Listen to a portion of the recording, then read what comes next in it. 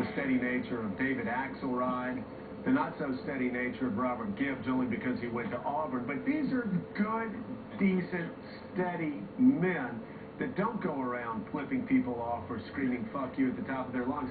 I suggest that you missed the Jay Carney story. That was the Jay Carney story.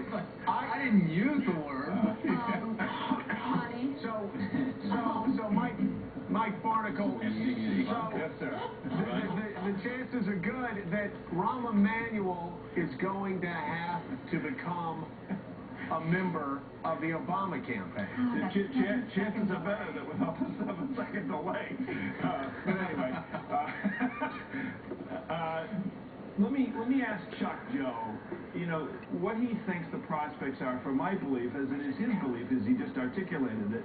What happens to Harry Reid and Speaker Pelosi when they find out through Rahm Emanuel that the President of the United States is much more moderate and pragmatic than they expect him to be?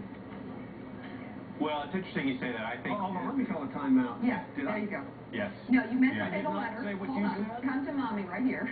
You I meant may be to the say... one on Ambien. If I actually No, said the you- word instead... Did I say the word, or You did I say what almost Jay did. Carney You meant said? to say the letter, but we should clarify and apologize if everyone heard it that way. Jay Carney had told the story earlier about a conversation. Yeah, you used the word, but it was off air. And, yeah. Fine. Okay, Apologize, move on. So I repeated, so great apologies if I said the word instead of the letter.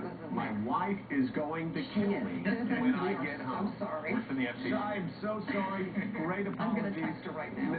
Now, Chuck Todd, I'm going to go get some soap. So that's what you get for telling political stories. It's Go ahead. okay. It's true. It's tough and poppy. My wife just sent me a text. 2 words. Oh my. Yeah. I have, you know, I F you. you know, PH version of it. Exactly. Yeah, right. Exactly. So I guess we don't have to tell people actually what that F stood for when you were telling the story on Rahm. Well, My love dearly. again, great apologies. No, it's okay. It's all right. Should I go home? No, I want you to bring her home. I'm going to walk through the door, and my wife is going to say, you know, your daughter watches this show before she goes to school. I'm texting her right now, trying to make things better for you. I don't know if it's going to work, but I'll tell you this much. I actually, and there are a lot of reasons why I want you to leave the room. That isn't one of them. I know you. I've been there where you meant to say something. It's okay. You apologized. We move on. Thank you, Chuck Todd.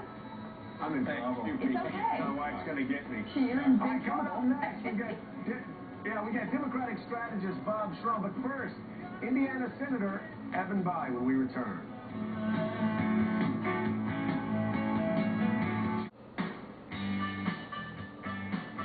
So, Mika, the emails keep coming in from Morning Joe. I'm working on Susan. Now with an extra jolt of espresso. This is from my friend Nick Daniel, who I practice law with. He said, Joe, I can find you a job if you need one. I'm not worried about employment. I'm just worried about going home to my wife. No, you know what? Mika, Well, don't feel bad. I'm going to tell you right now, and I'll explain to our viewers, too. This is a 3-hour unscripted show. We put ourselves out on the line every morning. Mike Barnacle was saying he's worried when he's going to be the next one who says something. I sit here in fear some days because of what I know. We are put I wouldn't feel that bad about it, but you know what, Mike? I'm sorry, I've got some texts I have to respond to here. Yeah, exactly. Your family is very upset. Also, I want to bring in right now a Democratic senator from Indiana who's also a member of the Senate Banking Committee. And I guess, Senator, the reason why I'm so upset is, as you and I both know, people on Capitol Hill, senators, congressmen, they don't use profanity. So, Never heard it, Joe. Presidents don't use profanity. Certainly network executives don't use profanity. So I am terribly sorry. First time for everything. But again, there were quote marks around what I said. Well, you're quoting me, quoting Rob, but exactly. So that's my excuse. I'm sticking with it.